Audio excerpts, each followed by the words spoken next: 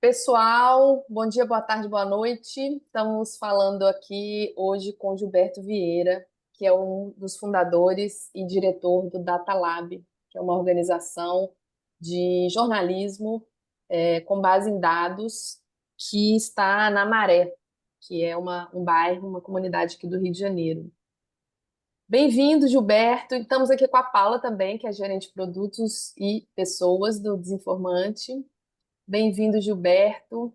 Que bom que você E topou com a a Ana nossa. D'Angelo, nossa editora, né? Eu. Então, muito bem-vindos todos.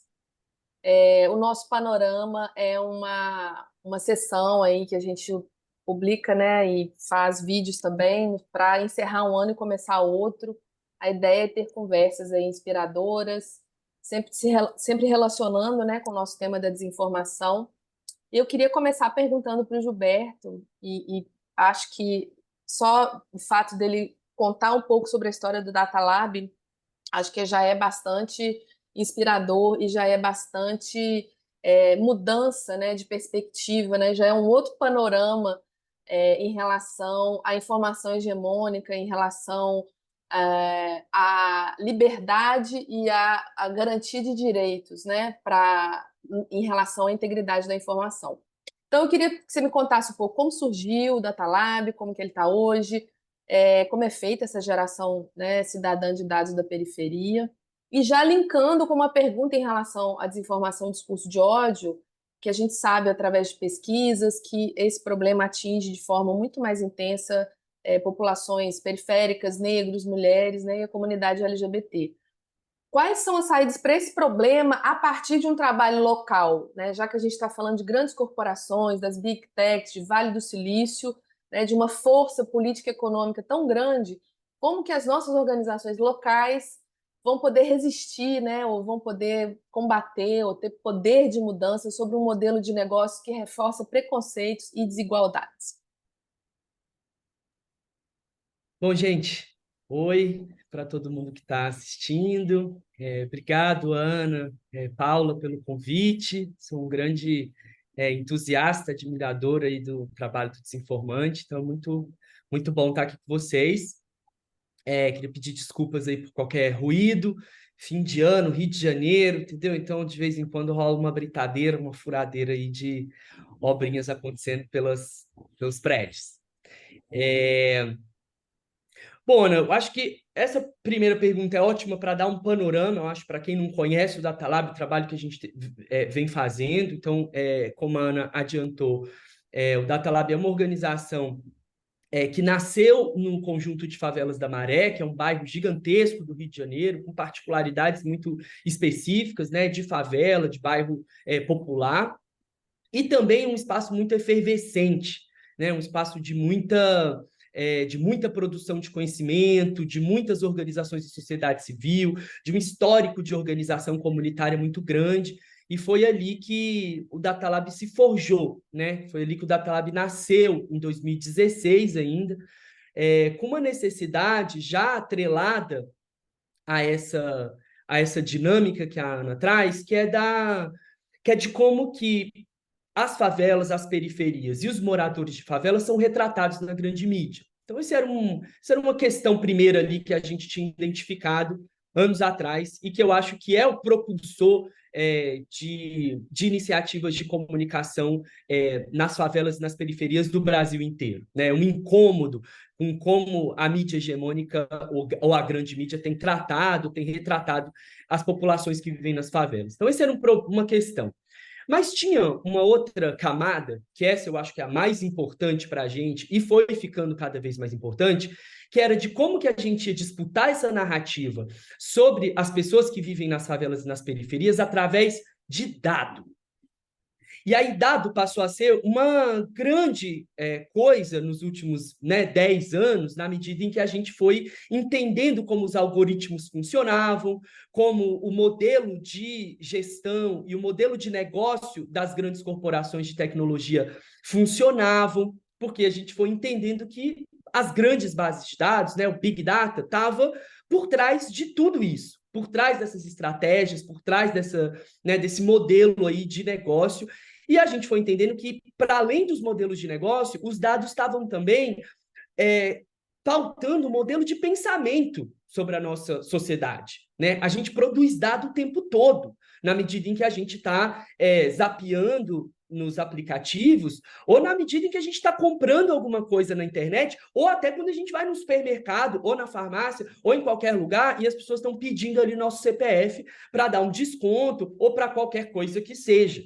Então, a gente começou a entender que tinha um babado aí nesse negócio de olhar para como os dados estavam sendo produzidos, como que as informações estavam sendo formuladas através de números, através de dados. A gente sabe que, historicamente, e né, para quem produz comunicação, isso é muito evidente, as notícias, as informações, elas estão sempre baseadas em informação, em fato, em dado. Né? O dado dá conta de uma dimensão mais real, mais factível sobre as coisas. Só que a gente foi começando a entender que, para além dessa dimensão muito potente que os dados têm de dar conta da realidade, existe aí um outro lado do trabalho com dados que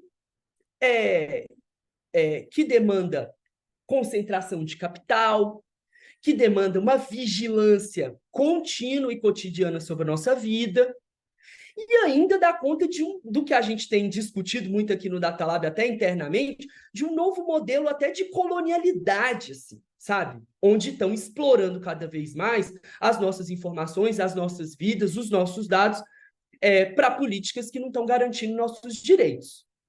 E é aí que a gente começou a entender que a gente podia dar conta de dar uma hackeada nesse negócio e começar a, como a Ana falou, produzir dados sobre a nossa própria realidade, que é o que a gente tem chamado de geração cidadã de dados. Para nós, a geração cidadã de dados é uma possibilidade real de saída para o que a gente tem entendido como desinformação, como lacuna de informação, porque a gente começou a entender que não existiam dados, não existia informação suficiente sobre as favelas e sobre as periferias para justificar aquela narrativa da violência, da carência que construíram sobre os nossos territórios e sobre os nossos corpos. Onde que estão esses dados? Por que eles não existem? Depois a gente foi entender que alguns que não existem, na verdade, estão mal articulados, estão mal divulgados. A gente também foi entender que existem metodologias de coleta de dados diferentes quando a gente está tratando de espaços mais ricos e mais privilegiados das cidades, em detrimento desses espaços de favela. Então, foi aí que o Data Lab começou a trabalhar e vem trabalhando desde 2016. Hoje a gente é uma equipe de 15 pessoas que trabalha com design, com jornalismo, com pesquisa, com estatística, para dar conta de construir narrativas mais poderosas e mais locais, justamente porque a gente está dando conta de viver os problemas mais locais, para confrontar um pouco com essas narrativas um pouco mais generalizantes, um pouco mais globais sobre as cidades, né? Assim, eu acho que, por último, aí para fechar essa primeira pergunta, a gente tem imaginado as cidades de forma muito metropolitana, né? Cada vez mais as nossas cidades são grandes metrópoles, muitos municípios, muitos problemas. Acho que existe um desafio gigantesco de gestão das cidades e pensar nas nossas comunidades mais locais, em como a gente se organiza de formas localizadas entre os nossos coletivos, entre os nossos pares, pode dar respostas efetivas para uma crise que a gente está vivendo, que é justamente essa crise da generalização, essa crise global que a gente está vivendo. Aqui no Data Lab, a gente pode falar mais disso se for o caso, a gente está entendendo que ações locais e soluções locais podem trazer soluções para problemas globais. Maravilhoso. Eu queria, inclusive, perguntar o seguinte, para você dar essa cor local. Eu adoro o projeto Cocosap, queria que você contasse um pouquinho dele, que eu acho que dá uma cor e mostra exatamente o que você está falando, que você está, na verdade, construindo a fundamentação, mas eu queria que você mostrasse na prática, né, o que vocês fizeram. E agora eu estava olhando também no Instagram essa campanha sobre esses planos, né, de dados restritos, essa franquia de dados que as pessoas têm, que a gente fala de zero rating, né? Enfim, que também limita o uso da internet, contribui para a desinformação, atrapalha, né, a navegação. Enfim, é uma grande sacanagem, né, que cria categorias de cidadãos diferentes, né? Então, eu queria que você contasse esses dois projetos. Show de bola. Show de bola, Ana. Eu acho que são dois projetos bem ilustrativos do trabalho da Talab e dão conta um pouco dessa divagação que eu fui fazendo aqui para tentar dar conta aí dos pensamentos. O Cocosap é um projeto que surgiu em 2018 e ele é basicamente um número de WhatsApp onde moradores, especialmente da Maré, podem fazer denúncias ou queixas, como a gente chama, de violações de direitos sanitários. Eu estou falando de lixão acumulado, esgoto a céu aberto. Para quem conhece as favelas e periferias do Brasil, tem um negócio que chama valão, que eram antigos córregos e que hoje são esgotos a céu aberto. Falta d'água, questões de saneamento básico, e que a gente sabe que no Brasil isso é um problema, apesar dos dados oficiais que não dão conta do problema. Então, esse foi a primeira problemática que a gente identificou há anos atrás. Quando você vai olhar para os dados oficiais no Rio de Janeiro, mais de 90% da população tem acesso a saneamento básico. O que isso significa? A gente foi tentar identificar quais eram os métodos utilizados pelos institutos clássicos, os institutos oficiais de pesquisa, para dizer que mais de 90% da população de uma cidade que tem mais de 20% da sua população vivendo em favelas tem acesso ao saneamento básico. Quando a gente anda pelas ruas da Maré ou qualquer outra favela, Rocinha, Alemão, escolham em qualquer favela, você vê que esse dado não está batendo com a realidade. A gente começou, então, a coletar essas informações, a coletar essas queixas, essas denúncias, via WhatsApp. E aí você vai me dizer, poxa vida, WhatsApp, mais uma vez? Porque a gente usa o WhatsApp. E a gente usa o WhatsApp todo dia, toda hora, para tudo, inclusive para se articular comunitariamente. E aí, daqui a pouco eu vou entrar no outro problema, que é da internet, do zero rating, e a gente identificou que a nossa galera não tem dados suficiente para baixar aplicativos novos para gerar dados sobre um problema. Então, ali no WhatsApp, a gente começou a coletar informações. Na medida em que os anos foram passando, a gente foi entendendo que a gente estava construindo uma nova base de dados que pudesse ajudar os tomadores de decisão, especialmente sobre saneamento básico, a tomar decisões melhores, baseadas nos problemas que a gente estava vivendo ali localmente. O mais interessante é que o Cocosap não é só sobre geração de dado, assim, estrito senso. É também sobre articulação comunitária. A gente começou a ir nas escolas, a gente começou a ir nos postos de saúde, a gente começou a trazer juventude mais engajada nesse tema para espalhar esse número de WhatsApp na favela. Porque imaginem um grande desafio. As pessoas querem que seus problemas sejam resolvidos. Imagina, você está 3 dias sem água. Você não quer mandar uma informação para gerar uma linha numa planilha que vai gerar um dado que, quem sabe, vai chegar no secretário ou no prefeito para resolver seu problema lá na frente. Então, o Cocosap tem um desafio muito grande que é de articulação, que é de mobilização das pessoas da comunidade. Mas com os anos passando, a gente foi vendo que as pessoas estavam começando a se interessar por isso.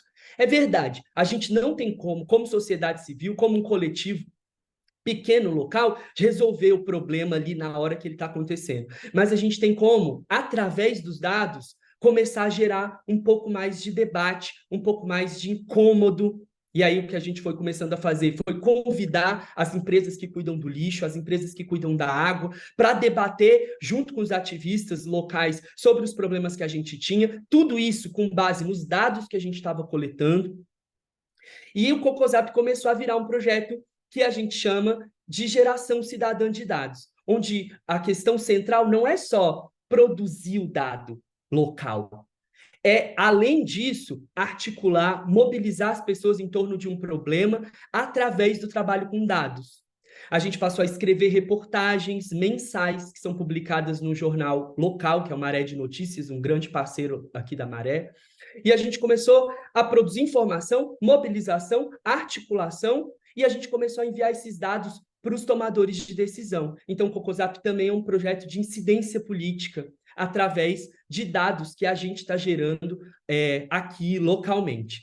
Hoje o CocoZap virou uma metodologia. A nossa ideia é que ele possa ser replicado em muitas outras comunidades, em muitos outros contextos, porque se você for pensar, o CocoZap é sobre saneamento básico, mas ele poderia ser sobre saúde, ele poderia ser sobre educação, ele poderia ser sobre qualquer problema que a gente identifique numa comunidade local e que não tem lastro nos dados oficiais. É preciso produzir dados locais cada vez mais para confrontar com os dados oficiais e tentar chegar em saídas melhores para soluções de resolução da vida prática, assim. E aí, vou entrar nessa segunda questão, que é sobre zero rating, que tem tudo a ver com o CocoZap. Como eu disse no começo, a gente usa o WhatsApp porque a galera, muita gente na favela, acha, ainda pensa, e isso é um problema, e a gente sabe disso porque a gente perguntou para muitas pessoas, tem uma pesquisa feita no Heliópolis há anos atrás, que perguntava para as pessoas o que elas consideravam internet, e muita gente ainda acha que a internet é o Facebook, o WhatsApp. E isso acontece por conta de uma manobra que a gente considera completamente ilegal e que acontece no Brasil, que é chamada de zero rating, onde o usuário tem acesso a uma quantidade limitada de internet, de banda de internet, para acesso às milhões de coisas que existem na internet, e ele tem um acesso diferente para alguns aplicativos específicos que são propriedade de corporações específicas. E a gente está falando das big corporações de tecnologia e de informação que a gente tem no mundo hoje.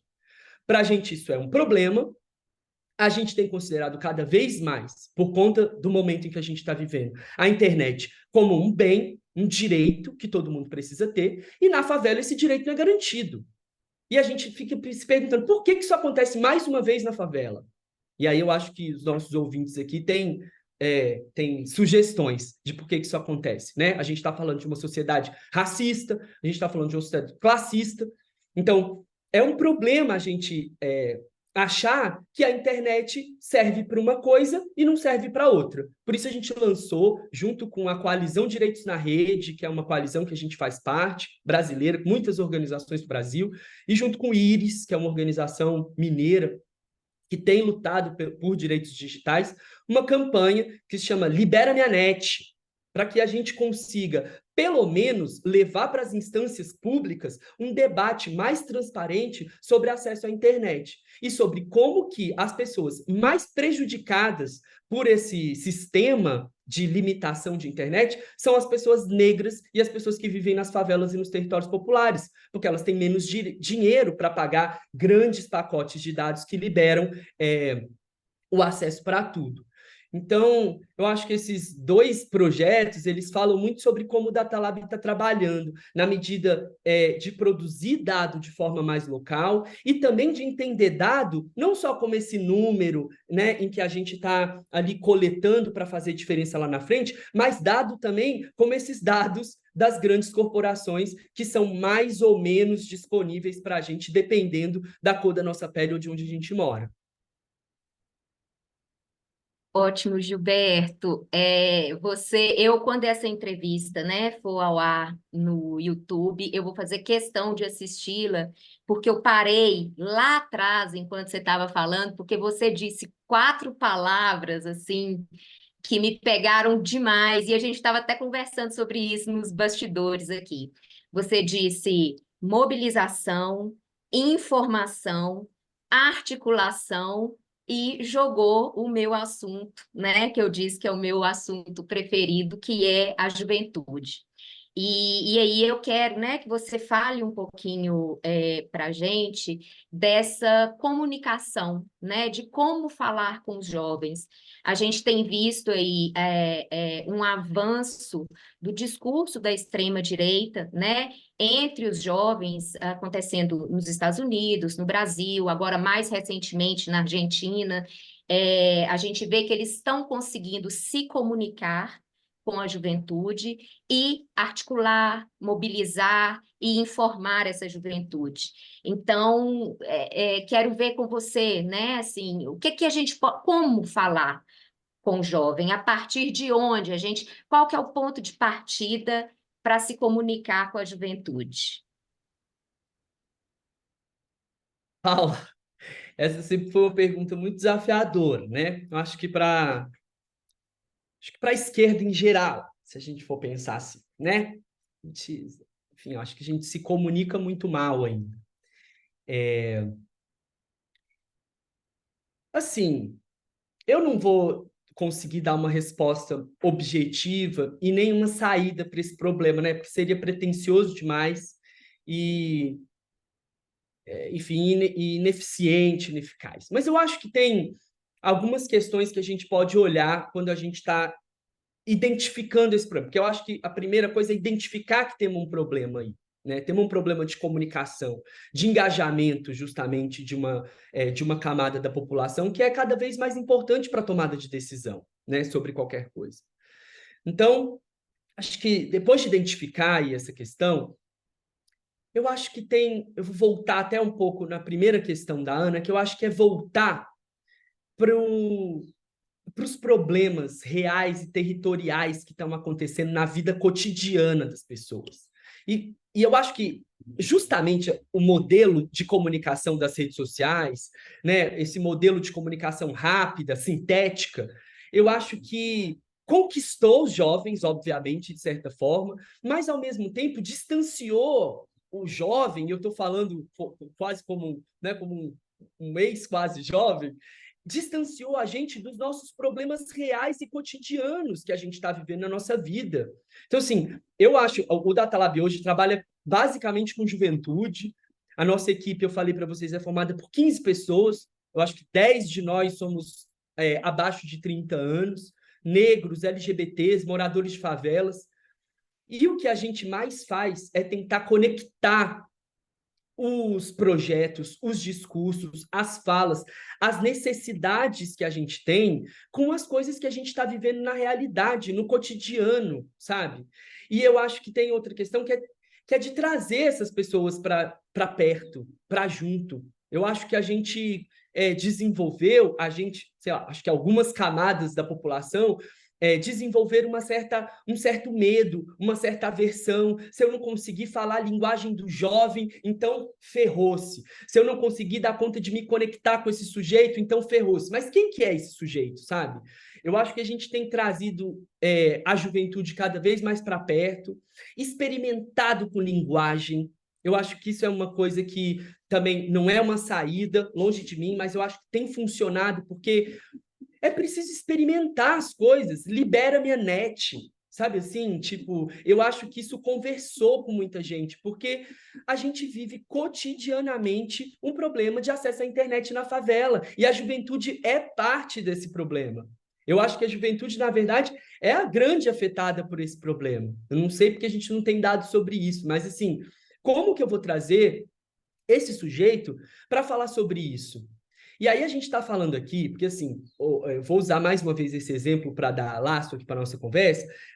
Quando o Libera Minha Net começou, a gente tinha um problema que era legal. Como a gente vai fazer advocacy? Como a gente vai fazer incidência, litigância? Olha essas palavras que eu estou falando, completamente diferentes daquelas que você citou. Então, assim, quando o projeto começou, a nossa intenção, a intenção dos nossos parceiros, era justamente essa: a gente precisa fazer litigância, a gente precisa chegar nos espaços de poder e dizer para as corporações que a gente precisa de uma internet mais justa, que a gente precisa de uma internet mais acessível. Como que eu vou dar conta de falar disso com uma pessoa que está com 1 milhão de problemas na cabeça? Imagina quanta informação, vocês são profissionais disso, quanta informação a gente não recebe o tempo todo. Quando a gente foi entender qual era a questão dos jovens nesse problema, e a gente entendeu que não era falar com eles sobre litigância, não era falar com eles sobre como a gente ia chegar no poder e ia mudar uma lei que a gente considera ilegal e que as corporações, big techs, estão dominando a nossa cabeça e a nossa vida. A gente entendeu que a galera não tem internet para fazer pix na balada e passa constrangimentos cotidianos. porque não consegue fazer um Pix, mesmo tendo dinheiro na conta, quando a internet cai do nada, quando ele para, quando o pacote de dados dele acaba. Então a gente começou a olhar para um monte de situações cotidianas vividas pelos jovens, e a gente está falando de jogo. As pessoas jogam todos os dias ali, elas gostam de jogar, e de repente elas perdem esse direito ali do jogo, do entretenimento que elas têm no celular, porque acabou a internet. E a gente disse, cara, a gente precisa de um grito de revolta, de um grito de pedido, libera minha net agora. E aí eu acho que acho que esse exercício de se aproximar, de conversar, de dialogar, ele precisa existir. E para isso, acho que a gente precisa deixar de ter medo do jovem. Tem que trazer, entendeu? Tem que conversar. E assim, a juventude está cada vez mais cheia de si, né? Essa que é a verdade. A juventude está cada vez, não sei se como era antes. Eu sei que a juventude hoje está cheia de si. Então eles estão cheios de opinião, cheios de certezas. E o que a gente tem feito é assim, ouvir. E aí, depois que eu ouço a certeza do jovem, depois que eu ouço a convicção, aí eu digo, mas você não acha que tem mais esse negócio aqui? Vem cá, vamos fazer aqui um negócio junto. O que você acha? E aí, reconhecer que esse é um sujeito que não está em transição, né? Tem uma teoria aí, antiga, de que o jovem é esse sujeito em transição, de que em algum momento ele vai virar qualquer outra coisa que não é jovem.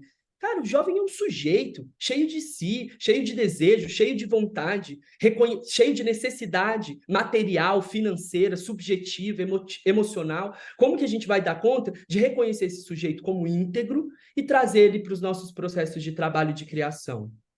Gil, eu estou aqui com uma dó danada, mas o Zoom também tem o seu pacote de zero rating para nós. Então eu tenho mais 5 minutos e eu preciso dar aquele arremate bacana para a gente falar de 2024. Fala um pouco sobre essa perspectiva mesmo do trabalho de vocês, tendo em vista eleições 2024, pulverizadas, a gente vai ficar sabendo menos do que está rolando, ao mesmo tempo importantíssimas, né? Porque é esse local que você está falando, né? É a política local, a administração local que vai definir um monte de coisa. Diz para mim, arremata Tá. para mim. Primeiro, peço desculpas pelas minhas respostas longas e divagativas, mas sobre eleições 2024, mais uma vez, vou voltar num assunto, para mim, eleições saudáveis, principalmente essas eleições intermunicipais, têm a ver com ecossistemas locais de informação. A gente aqui no Datalab tem investido muito num projeto possível, piloto, de fortalecer ecossistemas locais de informação. No Brasil, tem quase 50% dos municípios são desertos de informação, não tem organizações, veículos de comunicação que estão dando conta de cobrir os seus próprios territórios. A gente está falando justamente desse problema que eu estava dizendo ainda há pouco. Os dados oficiais, as informações oficiais não dão conta das nossas realidades.